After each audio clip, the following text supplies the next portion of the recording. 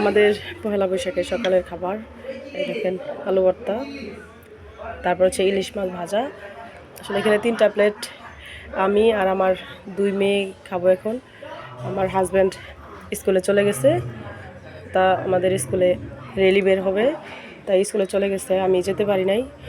আমরা দুজনেই হাই স্কুলের টিচার, আমি যেতে পারি, আমার একটু ঠান্ডা লেগেছে, এই জন্য আমি যাই নাই।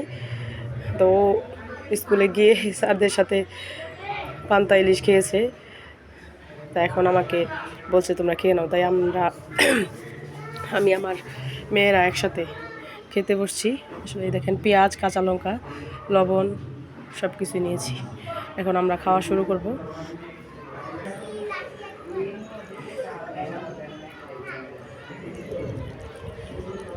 এখন আমরা খাবো।